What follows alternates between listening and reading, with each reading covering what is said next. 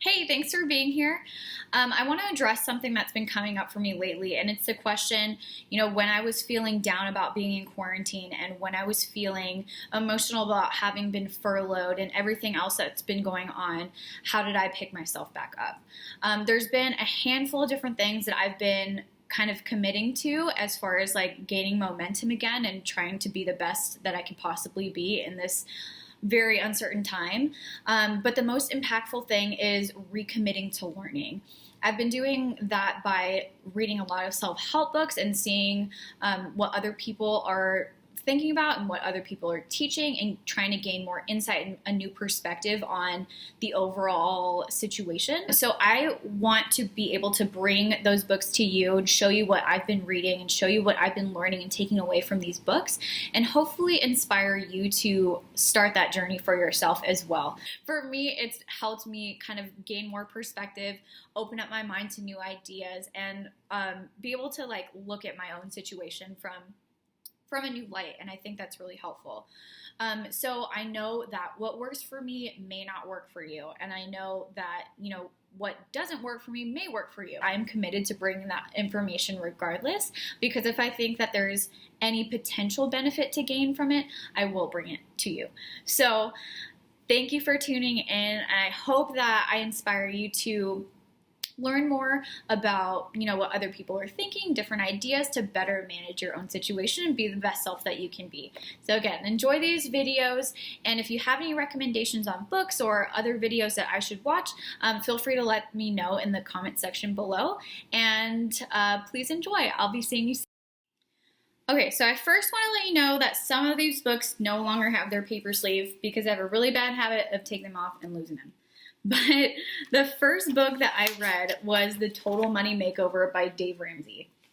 Again, for me, it was started with my curiosity of how I can better manage my money and how to get out of debt, how to prepare myself for the future. So when I saw a lot of like pins on Pinterest about Dave Ramsey's steps or Dave Ramsey's, advice, I was like, okay, this is the book I need to read. So to kind of get started, I really appreciated the fact that he mentions that he's not always politically correct because he's a religious person and his opinions, because of his background, are definitely apparent throughout the book. But I really like that he just kind of like gave us that disclaimer because I was like being able to be mindful of it when I was aware of his opinions throughout. He also talks about financial fitness, and I really love this metaphor because it's like the idea that if you're unfit financially, you still have the potential to work hard and get fit later on. So I really enjoyed that idea. Just to talk about the book physically though, as you can tell, like very easy read. I like the size of this book because it's like skinny and you can get through it pretty quickly. You can even tell by the font, like you can get through it pretty quickly. I really, really liked the worksheets he added at the end of it. For me as a coach, it just really resonated because of the idea that you can really participate in this. You can just hit the ground running as far as like applying it to your current situation. So that was really helpful, I think, too. To kind of like go through the steps, I won't go in too much detail because, of course, like if you're interested, feel free to buy it. But he talks about an emergency fund, which is really like relevant to what's going on. I was completely unprepared for this pandemic because, again, like who could have imagined we'd be living through this even still? Like basically the whole year we've been on lockdown, but that's a whole different thing. And then he talks about the debt snowball. Like that's like his thing. That's what really like caught my eye when I was like seeing this stuff on Pinterest. And again, this really resonated with me as a coach because he talks about paying off the smallest debt and then like snowballing those payments to keep applying them to bigger debts to pay them off, quickly. And I mean, as far as like what I tell my clients, what I help my clients to learn and understand is like being able to achieve small things to achieve larger successes in the future. So it's definitely very relevant to my own teachings as well. Then he talks about college and saving for college.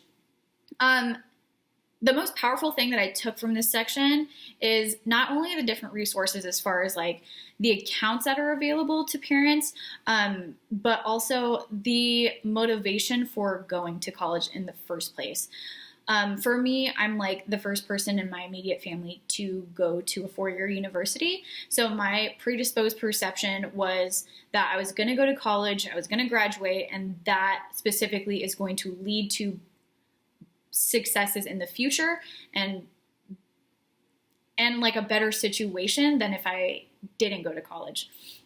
So of course I was like feeling super down when I like graduated, and I was still waiting tables, still bartending and stuff like that, because it was like this dissonance of who I thought I was preparing myself to be and who I actually was. So again, the most powerful thing that I took from that is the idea that going to college is all about getting an education and learning, not necessarily the expected outcomes of it. But yeah, that was really helpful for me, and just like disputing my own like mental blocks. Next, he talks about retirement, which is, I probably should be thinking about that just for my own personal sake. And, you know, it's probably better to prepare in your 20s because you can accumulate more over time. But I haven't yet. And then also he talks about paying off your mortgage and the different ways to do that. One thing I thought that was really helpful is the fact that he includes people's success stories in here. Like each person that has gone through the Total Money Makeover, like wrote in, it's included in the book saying like, you know, this is what my situation was, this is what I was able to do, and like this is where I'm at now, and I'm super thankful for these teachings. I really like that because it puts in perspective your own situation. Some people are like way worse off, some are better off, but everyone ends up in a good place in their own financial fitness, which is really great. One thing that I thought was a little bit hard to relate to, just for my own personal situation, is that a lot of the people in these examples, they're buying houses for like $100,000, which is like a significant amount of money. But it's not necessarily realistic where I live. So just depending on where you are at geographically, where you want to move, your expectations, the kind of house that you want to buy, it may or may not be 100% relatable in that sense. But overall, it was a good book. And if you're looking for tangible steps to get you started in your own money makeover, then it's definitely a good place to start.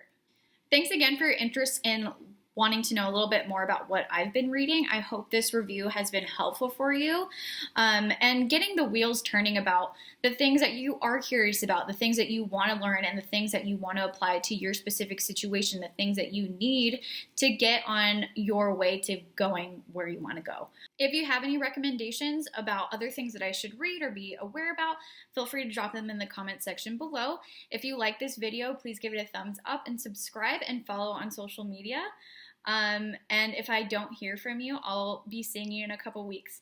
Thanks for tuning in. Happy growing and best wishes. Talk soon.